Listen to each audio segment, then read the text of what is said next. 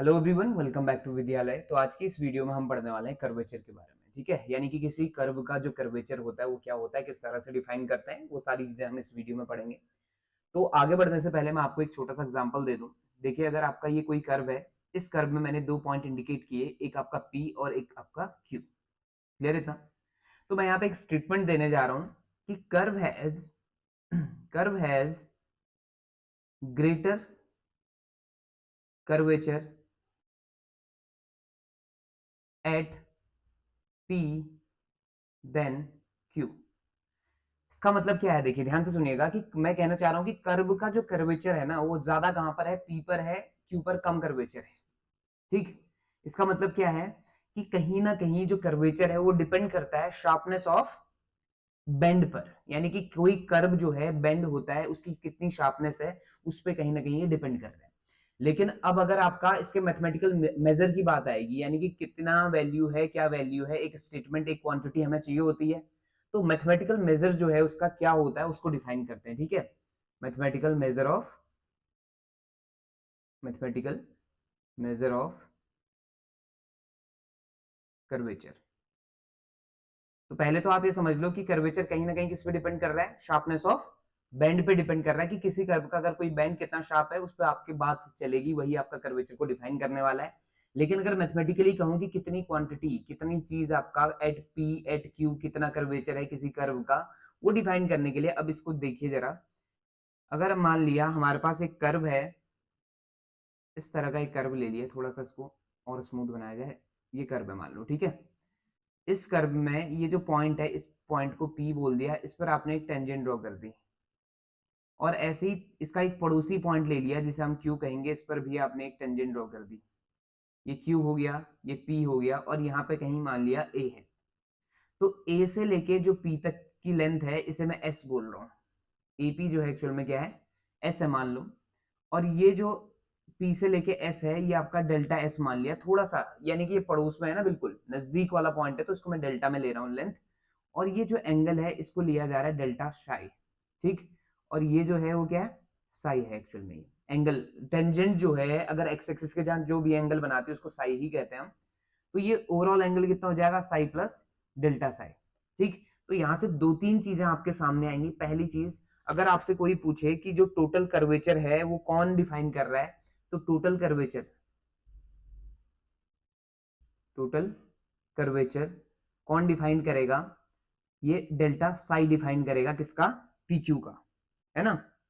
तो ये याद रखना कि जो पीक्यू आर्क है आपका, इस पीक्यू आर्क का जो टोटल कर्वेचर है वो कौन डिफाइन करेगा? डेल्टा साई डिफाइन करेगा। यानी कि जितना स्टीप ही होगा, जैसे सपोज करो ये है, ये पॉइंट और ये पॉइंट में जो एंगल का डिफरेंस होगा वो अगर ज्यादा है या कम है, वो डिपेंड करता है किस पर? शार्पनेस ऑफ बेंड पे डिपेंड करता है वो। क्लियर? तो अगर टोटल कर्वेचर पूछा जाता है तो डेल्टा साई आपको इससे डिनोट करेगा। और दूसरा, delta psi upon delta S अगर कहीं पे दिखता है आपको, तो ये एक्चुअल में एवरेज कर्वेचर को इंडिकेट करता है। ये किसे इंडिकेट करेगा? Average curvature, average curvature of arc P Q. Clear हो गया? तो ये दो चीजें मल्टीपल चॉइस क्वेश्चन में अगर डायरेक्टली पूछा जाए कि अगर आपका कोई आर्क एस है और कोई आपका एंगल फॉर्म करता है एक्स एक्सिस के साथ, उसका जो टेंजेंट है वो कौन?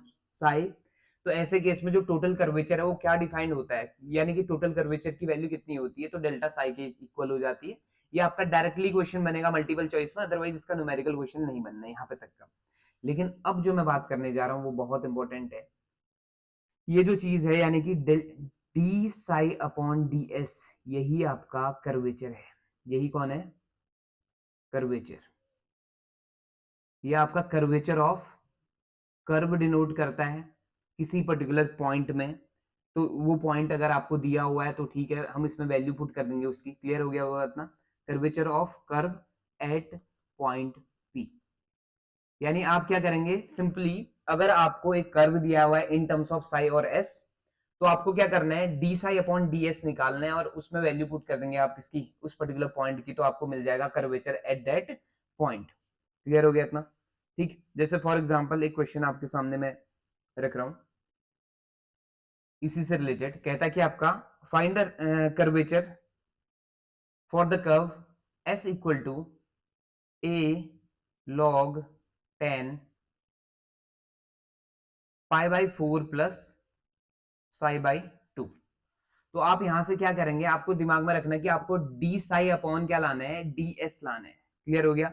आपको क्या लाना है, D psi upon D S. तो पहले यहां से D S upon D Sai ले आओ, इसका रेसिप्रोकल कर लेंगे और क्या। ठीक, तो जल्दी से इसको डेरिवेट करते हैं। तो ए ऐसी रहा, लॉग ऑफ 10 का क्या हो जाएगा, 1 upon 10 pi by 4 plus psi by 2, और इंटू में क्या आ जाएगा, sec square pi by 4 plus psi by 2, और मल्टीप्लाई में आ जाएगा हाफ, क्योंकि साई बाई 2 का कितना हो जाएगा, 1/2 हो जाएगा। क्लियर है इतना?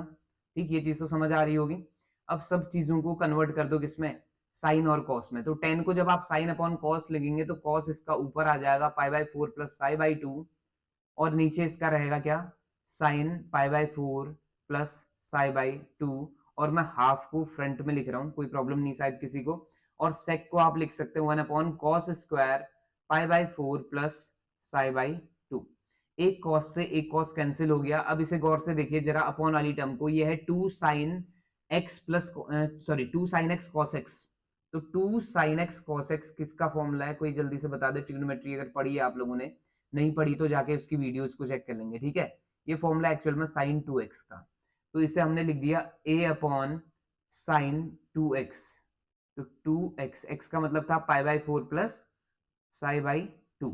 तो ये बन जाएगा, हाँ तो ये क्या बन जाएगा, a upon sine pi by 2 plus psi बन जाएगा। और आप सभी जानते हैं कि sine pi by 2 plus psi को आप क्या लिख सकते हैं, जल्दी से आ जाओ।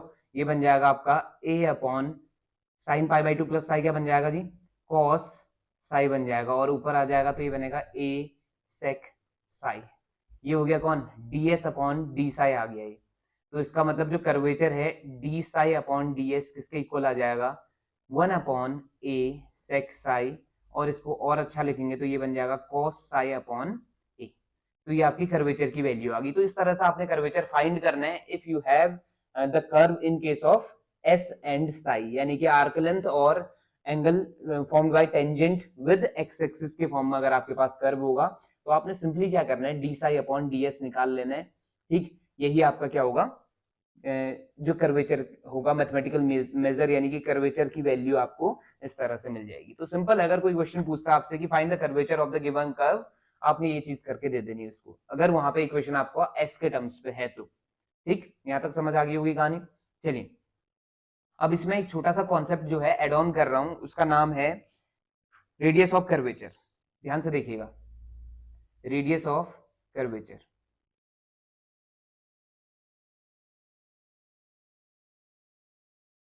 रेडियस ऑफ कर्वेचर, ठीक है। तो एक छोटा सा मैं डायग्राम बनाता हूं यहाँ पे, तो आपको समझ आ जाए कि रेडियस ऑफ कर्वेचर एक्चुअल में है क्या। मान लो एक कर्व है हमारे पास, ठीक, इस कर्व में ये पॉइंट P है, इस पर मैंने टेंजेंट ड्रॉ की, ये P पॉइंट, और यहाँ कहीं पे एक Q पॉइंट मैंने ले लिया, इसके जस्ट पड़ोस में लेना आपने एक पॉइंट।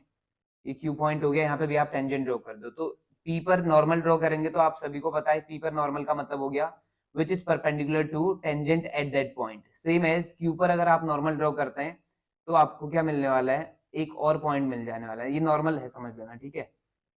थोड़ा सा और बेहतर बनाया जाए, ये मान लो 90 डिग्री बना रहा है इस पर, ठीक। तो ये जो पॉइंट है, इस पॉइंट को मैंने n बोल दिया। क्लियर है?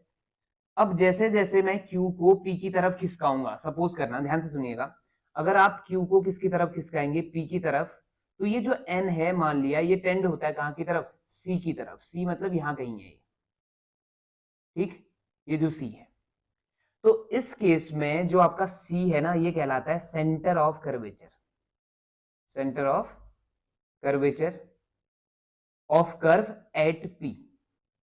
और जो CP बनेगा ये कहलाएगा radius of curvature, radius of curvature of curve at P। तो दो चीजें समझ आ गई, क्लियर है इतना।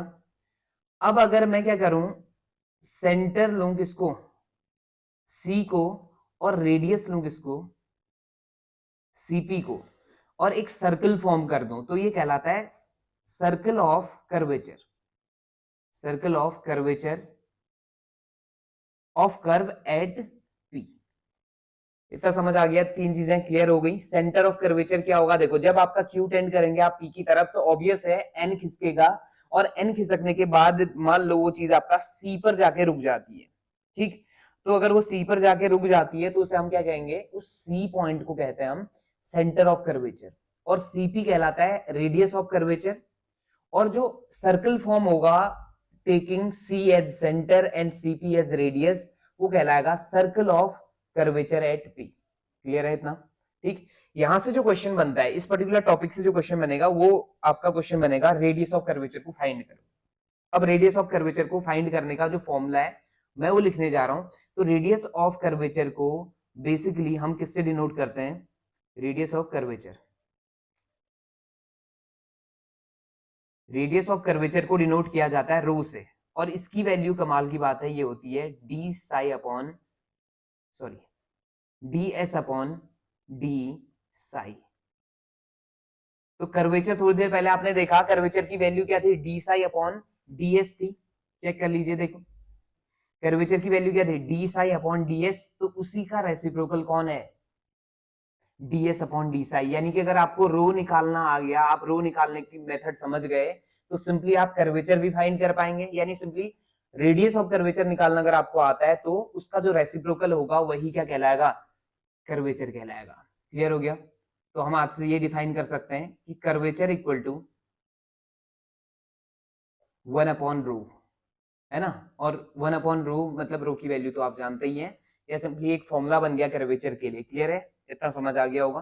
देन तो अगर आपका कोई इक्वेशन दी है एस और साई के टर्म्स पे, वहां से आप रेडियस ऑफ कर्वेचर भी ढूंढ सकते हैं और सिंपली कर्वेचर भी ढूंढ सकते हैं, इसमें कोई प्रॉब्लम नहीं है। जो कर्वेचर आएगा उसका रेसिप्रोकल अगर आप करते हैं तो रेडियस ऑफ कर्वेचर आपको फाइंड हो जाएगा, और अगर आपको रेडियस ऑफ कर्वेचर आपने निकाला हुआ है तो उसका रेसिप्रोकल करके आप क्या निकाल सकते हैं, सिंपली कर्वेचर निकाल सकते हैं। क्लियर इतना, ठीक।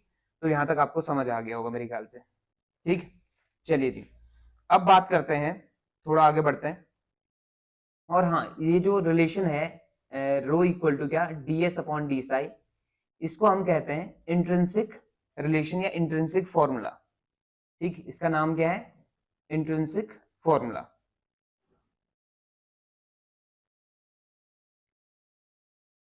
इंट्रिंसिक फॉर्मूला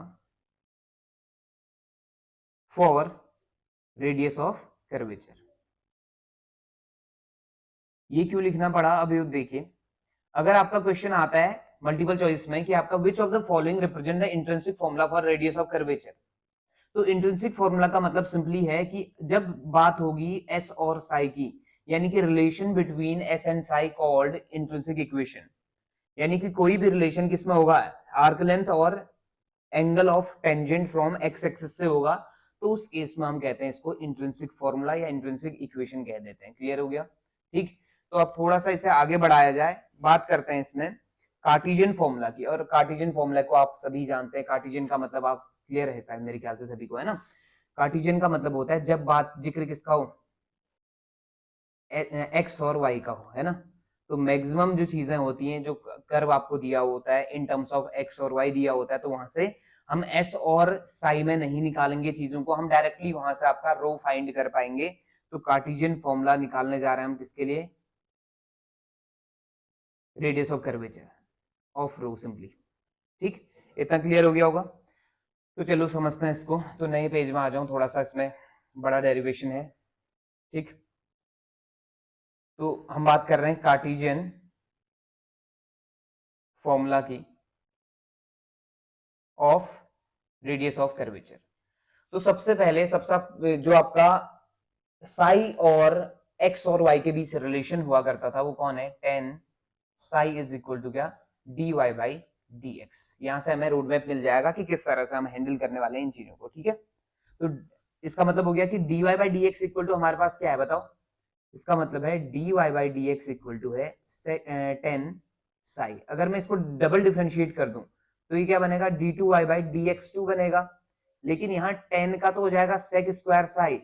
बट एक चीज दिमाग में रखो, देखो मैं कर रहा हूं with respect to x derivate कर रहा हूं, लेकिन ये फंक्शन किसका है, साई का, तो साथ में कौन भी चलेगा, D psi upon D x भी चलेगा। लेकिन साई का जो रिलेशन है वो किसके साथ ज्यादा बेहतर है, एस के साथ। बेहतर का मतलब मेरा सीधे सीधे वो इंट्रिंसिक से है। तो मैं इसी में इंटू करने जा रहा हूँ किससे, ds से मल्टीप्लाई भी कर लिया समझ लो, ds से डिवाइड भी कर लिया समझ लो। तो इसको लिखने का जो तरीका है, अंदाज है, वो किस तरह से लिखा जाता है वो देख लो। सेक स्क्वायर साई ऐसे रहेगा और ये हो गया D psi upon D S और into D S upon D X. Clear है यहाँ तक? यहाँ तक की कहानी समझ आ गई होगी। अब हमें ढूंढना क्या है वो समझो, आपका मेन काम है, आपको क्या ढूंढना है, D S upon D Sai ढूंढना है। तो कहीं ना कहीं वो फाइंड हो चुका है, थोड़ा सा हल्की सी झलकी उसकी दिख चुकी है, तो इसे उठा लेंगे यहाँ से, ठीक है। तो ये आ गया d two Y by D x two की वैल्यू हमें मिल चुकी है। क्लियर? यहाँ तक समझ आ गया होगा। अब यहाँ से हम निकालने वाले हैं D psi upon D S को। तो D psi upon D S की वैल्यू क्या आ जाएगी, D two Y by D x two ऐसी रहा by D x two divided by क्या, sec square psi into D S upon D X. Clear है यहाँ तक? यानी कि ये जो सारी चीजें हैं वो डिवाइड में भेज दी मैंने, ज्यादा कुछ नहीं किया, ठीक है। अब अगर मैं रेसिप्रोकल करता हूं इसका, तो मुझे मिल जाता है D S upon D psi equal to कितना, sec square psi into D S upon D x और अपॉन में आपके पास होगा D two Y by D x two. Clear? अब सेक स्क्वायर साई को आप इन टर्म्स ऑफ 10 कुछ लिख सकते हैं, 1 प्लस 10 स्क्वायर साई और इंटू में कौन है, D S upon D x है और डिवाइड में आपके पास क्या आ जाएगा, d two Y by D x two. यहाँ तक क्लियर है? डन। अब आते हैं थोड़ा सा एक फॉर्मूला, आपको इससे पहले वाली जो वीडियो है उसमें मैंने बताया था आपको, तो उसको समझने की बात है। यहाँ पे मैं वैल्यू रखने जा रहा हूँ किसकी, d S upon D x की। तो इसकी वैल्यू थी under root of 1 plus d Y by D x का होल स्क्वायर। अगर याद है तो ठीक है, नहीं याद है तो जाके जल्दी से वो वीडियो चेक करेंगे जिसमें हमने कुछ इंपॉर्टेंट टर्म्स पे काम किया हुआ था। क्लियर? चलो आ जाओ, वैल्यू पुट करते हैं और साथ ही साथ टेन साई की वैल्यू भी पुट कर दो। टेन साई की वैल्यू क्या होती है, d Y by D x. तो ये बन जाएगा आपका 1 plus d Y by D x का होल स्क्वायर और इनटू में भी क्या बन गया, under root of 1 plus d Y by D x का होल स्क्वायर और अपॉन में आपके पास क्या है, d two Y by D x two. ठीक, और इसको और बेहतर तरीके से लिखा जाए, इस पूरे को समेटने का काम करते हैं। देखो ये चीज और ये चीज सेम है, बस पावर जो है एक जगह हाफ है और एक जगह 1, तो दोनों को ऐड करके कितनी बनती है, 3/2 बनती है। तो इसको हम क्या लिख सकते हैं, 1 plus d Y by D x का होल स्क्वायर की होल पावर कितना, 3/2 और divided by d two Y by D x two. That's it. ये आपका क्या बन गया, d S upon D psi, और यही क्या है, रो है। इसी को हम कहते हैं कि ये आपका कार्टेशियन फॉर्मूला बन गया किसका, रेडियस ऑफ कर्वेचर का। क्लियर हो गया यहाँ तक, चीज समझ आ गई होगी, है ना? ठीक, तो इसको ध्यान में रखना है कि अगर आपको रेडियस ऑफ कर्वेचर ढूंढना है in case of Cartesian form, तो आपको ये दिमाग में रखना पड़ेगा कि ये रेडियस ऑफ कर्वेचर का फॉर्मूला होता है। क्लियर? ठीक है, चलिए अब बात करते हैं, आगे बढ़ते हैं, एक क्वेश्चन उठाते जरा यहाँ से, तो शायद आपको ज्यादा क्लियर हो जाए ये चीज। तो कहता है कि आपका find the curvature at the point. देखिए ध्यान से सुनिएगा, कहता है कर्वेचर। कर्वेचर कहने का मतलब है मैं सिंपली क्या ढूंढूंगा, रेडियस ऑफ कर्वेचर ही ढूंढूंगा, उसका रेसिप्रोकल कर दूंगा तो आपको क्या मिल जाएगा, कर्वेचर मिल जाएगा। ठीक, तो कहता है फाइंड द कर्वेचर, क्वेश्चन है ये, find curvature, curvature at point दिया हुआ है, पॉइंट है आपका given 3a/2, 3a/2 for the curve x cube plus y cube equal to 3axy। Clear हो गया था? तो सबसे पहला काम आप क्या करेंगे, आपके दिमाग में दो चीजें होनी चाहिए, आपको क्या क्या फाइंड करना है। देखो आपको फाइंड करना है dy बाई dx और d2y बाई dx2। बस ये दो चीजें सॉल्व करनी है और आपका फॉर्मूले में वैल्यू पुट करनी है, वही आपका आंसर डिफाइन करने वाला है। क्लियर इतना? ठीक, चलो आ जाओ फिर जल्दी से, पहले डेरिवेट कर लिया जाए। तो हमने x cube plus y cube equal to 3axy को डिफ्रेंशिएट किया विद रिस्पेक्ट टू x, तो आपको क्या मिला, 3x square plus 3y square और साथ में dy by dx equal to 3a common ले लो, अंदर प्रोडक्ट रूल लगा देंगे, x ऐसी रहा dy by dx plus y और x की वैल्यू 1 आ गई इसमें। ठीक है, 3 से 3 कैंसिल हो गया, देखो कॉमन लेने के बाद 3 कट जाएगा। अब मैं क्या कर रहा हूँ ना, इसको डबल डिफरेंशिएट करने जा रहा हूँ अगले स्टेप में, ठीक। तो अगर मैं डबल डिफरेंशिएट करूंगा तो किस तरह से वैल्यू आएगी वो देख लेंगे, लेकिन इससे पहले एक काम करो, यहाँ से आप dy बाई डी एक्स निकाल लो जरा, कितना आ रहा है, x square plus y square d Y by D x equal to a x d Y by D x और प्लस ए वाई। इसमें वैल्यू पुट कर दो जो गिवन है, x की वैल्यू और y की वैल्यू इसमें पुट कर दो। तो x और y की वैल्यू इसमें पुट करते तो x की वैल्यू कितनी थी, 3a/2 थी, तो ये बन जाएगा 3a/2 का होल स्क्वायर प्लस 3a/2 का whole square into D Y by D x और equal to a into 3a/2 into D Y by D x plus a into 3a/2। Clear हो गया यहाँ तक? तो चेक कर लेते, देखो 3a/2 अगर आप देख पा रहे हैं तो सब में आपका कॉमन आ जाएगा, तो यहां से भी 3a/2 कॉमन ले लो, ठीक। तो ये आ जाएगा 3a/2 plus 3a/2 d Y by D x और इक्वल टू 3a/2 कॉमन ले लिया, अंदर क्या बचता है, एक काम करो, एक a भी हम कॉमन ले सकते थे, चलो देख लेंगे बाद में, a d Y by D x plus a, ये बच गया 3a/2 से 3a/2 कैंसिल हो गया, और a भी आप चेक कर पाएंगे सभी में a कैंसिल हो गया। क्लियर?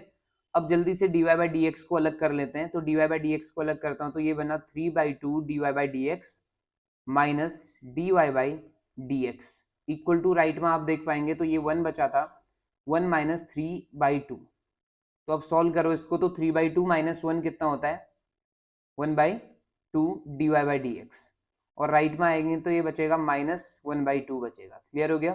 तो 1/2 से 1/2 कैंसिल हुआ, तो dy बाई डी एक्स की जो वैल्यू है वो क्या आ गई, -1 आ गई, एट कहां पर, 3a/2 कॉमा 3a/2। यहां तक समझ आ गया होगा, ठीक, क्लियर है कॉन्सेप्ट? तो हमें तो मिल गया किसकी value, dy by D x की वैल्यू मिल चुकी है एट 3a/2 कॉमा 3a/2। अब हमारा काम सिर्फ ये है कि d2y बाई dx2 की वैल्यू भी मिल जाए, ठीक। तो उसके लिए क्या करेंगे, इसको डिफरेंशिएट कर लेते हैं इसको अगेन। तो एक्स स्क्वायर का डेरिवेटिव कितना होता है, 2x होता है, प्लस यहाँ प्रोडक्ट रूल लगेगा तो वाई स्क्वायर ऐसे ही रहा, इसका हो जाएगा d2y by dx2 plus y square का हो गया 2y और साथ में dy बाई dx आएगा, एक dy बाई dx ऑलरेडी था तो ये स्क्वायर हो जाएगा, और राइट में जब आप आएंगे तो राइट में a बाहर रहा, अंदर प्रोडक्ट रूल लगेगा x और dy बाई dx में, तो ये बना x into d2y by dx2 और प्लस ये बन जाएगा dy बाई dx और प्लस dy बाई dx, क्योंकि y का अगेन डेरिवेट करोगे रिस्पेक्ट टू x तो dy बाई dx बन जाएगा, करेक्ट। अब इसको थोड़ा सा आगे बढ़ाएं तो ये बनता है, इसको सॉल्व कर रहा हूं हल्का सा, ठीक है, d2y बाई dx2 को एक साथ ले रहा हूं, d2y बाई dx2 एक साथ लिया तो अंदर बचा y स्क्वायर माइनस ax, कोई प्रॉब्लम नहीं शायद किसी को, ठीक। और दूसरा प्लस dy बाई dx का होल स्क्वायर मिल गया हमें, ठीक है, और इसके साथ क्या 2y है, और dy बाई dx 2 टाइम्स दिख रहा है तो माइनस में मैं ले आया 2a dy बाई dx को और प्लस 2x इक्वल टू 0। इस तरह की सिचुएशन आ गई है जब पूरे को मैंने सॉल्व किया, ठीक है। अब आपको क्या करना है, इसमें अगेन 3a/2 वैल्यू पुट करनी है, तो 3a/2 वैल्यू पुट करेंगे, और जहां पे dy बाई dx दिख रहा है उसकी जगह आप क्या रखने वाले हैं, -1 रखने वाले हैं। क्यों? क्योंकि उसकी जो वैल्यू आई थी वो एक्चुअल में क्या आई थी, -1 ही आई थी। क्लियर है इतना? ठीक है, चलो आ जाओ आगे बढ़े। अब बढ़ते हैं आगे, तो ये जो आपका वैल्यू रखना स्टार्ट कर रहा हूं, तो ये d2y बाई dx2 ऐसे रहा, y की जगह वैल्यू रखी तो ये 9a स्क्वायर बाई 4 हो जाएगा, माइनस ये बन जाएगा 3a स्क्वायर बाई 2 और प्लस dy बाई dx की वैल्यू -1 थी तो -1 का स्क्वायर 1 हो गया, तो कोई प्रॉब्लम नहीं है उसमें, और 2y की जगह वैल्यू आ जाएगी 6a बाई 2। क्लियर? -2a ऐसे रहा और माइनस माइनस प्लस हो जाएगा क्योंकि dy बाई dx की वैल्यू कितनी थी, -1 थी, और प्लस 3a/2 यानी कि 6a/2 अगेन हो गया, इक्वल टू कितना, 0। यहाँ तक समझ आ गया होगा। अब इसको थोड़ा सा सॉल्व करते हैं, इसी पे थोड़ा मैनेज करने की कोशिश कर रहा हूँ क्योंकि नेक्स्ट में लिखना पड़ेगा नहीं तो बहुत ज्यादा।